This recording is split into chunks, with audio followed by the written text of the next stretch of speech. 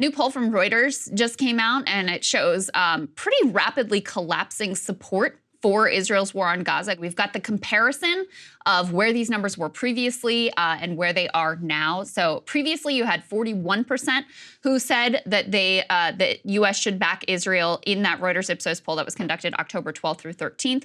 In this latest poll, it drops to 32%.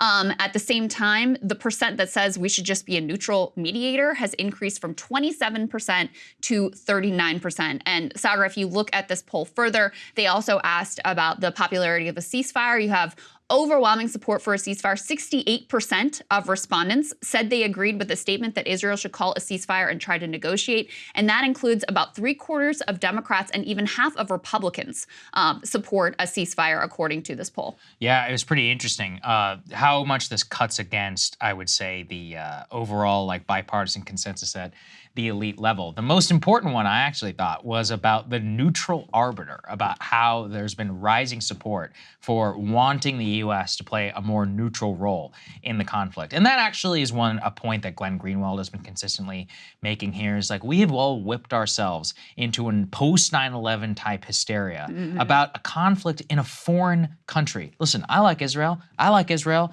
as much as I like any other foreign country, which is nice to visit. It's not particularly special. For me, it is for some people, but that's the problem, is that a lot of people are not being honest in the way and the emotional attachment that they're talking about the conflict. Tucker actually made this point in his segment with Candace Owens. We'll definitely cover some of his comments on that. But the dispassionate view that I think that many Americans want the government to feel is an annoyance with the level of discourse and obsession that we find ourselves as an American political system kind of locked into the conflict as if it's something that it's just like Ukraine. At the end of the day, this doesn't matter. It actually does not matter at all to the vast majority of Americans, to the way that we live our lives. You can have a moral angle, and that's fine. But at a baseline level, it's not actually all that important for us. And that's something that I think Americans are starting to feel in the level of not only military support, the $14 billion, but really you saw it, at the ceasefire, whatever the rally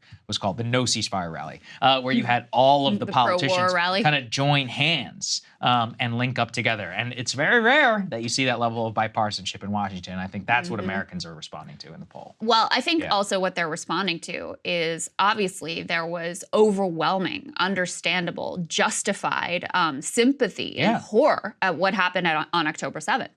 But all that we've seen since then is horrific images of kids being pulled from rubble and babies dying and, just horrible scenes you can't even imagine.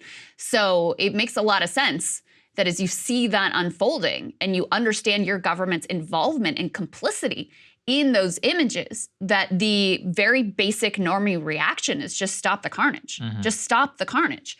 So it is remarkable. I mean, this is one of these areas where there is such a distance between DC elected officials and what the public actually wants and actually supports. As I said, even a majority of Republicans are in favor of a ceasefire. There isn't a single Republican member of Congress who is in favor of a ceasefire. And among Democrats, the sentiment is overwhelming. This one says 3/4, another poll says 80% of Democrats in support of a ceasefire, and very precious few in the House and only one in the Senate who actually take that position. So it does show you, a dramatic disconnect here, especially with the aggressive nature of the comments from Joe Biden against a ceasefire, the comments from the White House podium that, those calling for a ceasefire are repugnant, et cetera, when this is actually the view of the American people.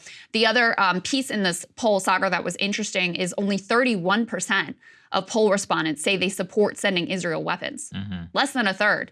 And that's actually lower numbers than when they asked about Ukraine, where it was in the 40s. So, as much as public opinion in favor of sending Ukraine weapons has fallen off, support for sending Israel weapons right now is just 31%.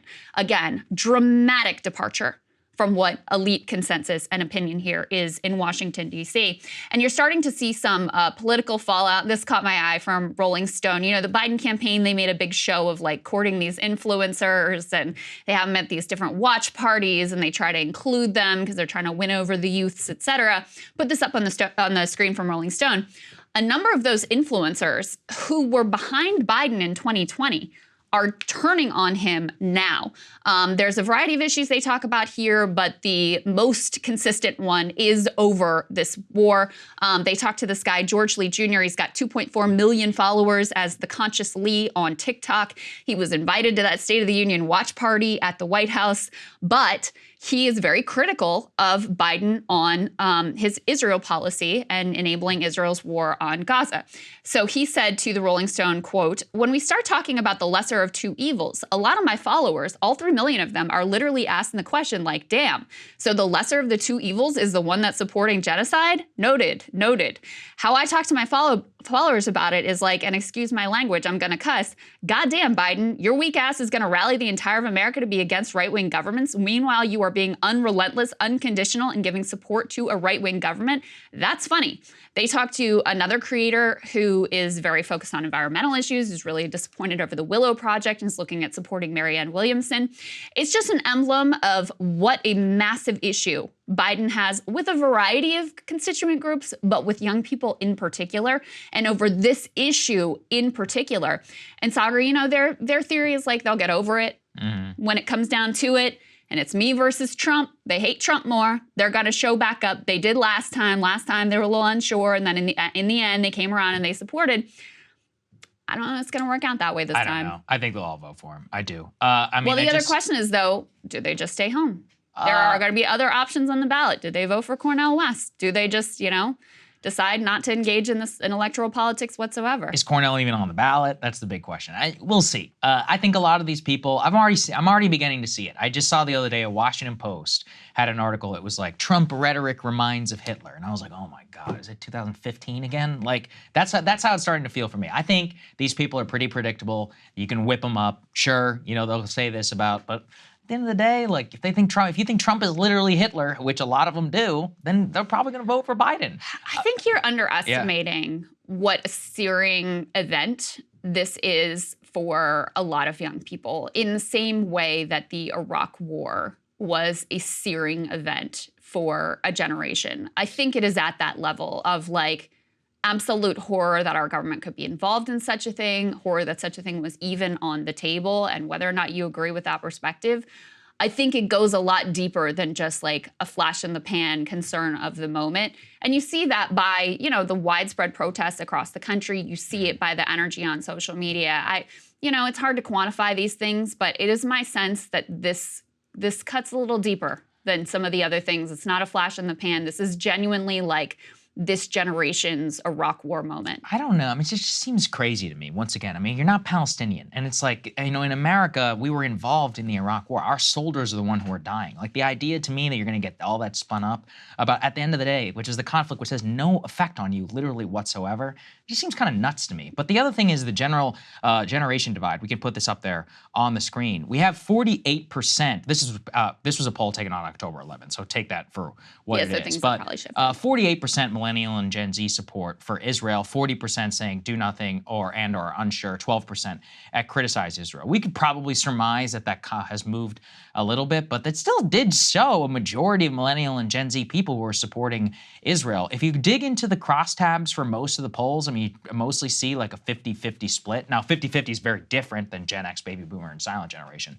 Don't get me wrong. It's probably also even if you disaggregated Gen Z from millennial, but I don't think it's the same level. I mean, it just seems a little bit silly for people who are I don't know. For me, it's like it can't be Iraq War when it's not your own citizens who are the ones doing the fighting and the dying. But it is then it's a foreign conflict. But it is our taxpayer dollars that are sending the bombs. Sure, but we killed more people in Yemen with our taxpayer dollars to kill Palestinians. Yeah, and that's absolutely true. And that conflict was dramatically undercovered. I mean, something we covered here as well. Yeah. But the horror of these images that are coming out, the understanding that we are, you know, not just enabling, but directly complicit in it, the belligerent stance taken by the Biden White House. I mean, you may not have those feelings. It may not resonate with you, but it's very clear that for a lot of people, the sense that we are participating in an ethnic cleansing and a genocide, it's a pretty searing political moment. And so I think that the Biden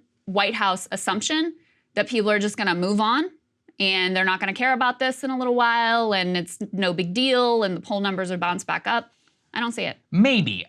Again, I mean, it's not my job to convince them to vote for Biden or not. I probably want the otherwise. So my whole thing with it would be, I just don't want to overstate whenever at the end of the day, we're not talking about something which is not directly impactful in the way that Iraq was. Now, tensions may be high now, but as you said, like, are they really going to be there a year from now? It's possible that we could have a ceasefire, some sort of hostage release in the interim. People say all kinds of things. So will they really forget that? The most reliable thing that we've seen so far with Democratic voters is abortion and the Trump boogeyman. Both are going to be on the table. I find it very difficult to believe that they're not going to come out and vote against Trump, especially, I mean, if you consider it too, like, if you're a person who cares so much about these issues, it's not like Trump is going to be all that different. So then you're going to get, what, 10% of what you want with Biden, or as opposed to 0% of what you want?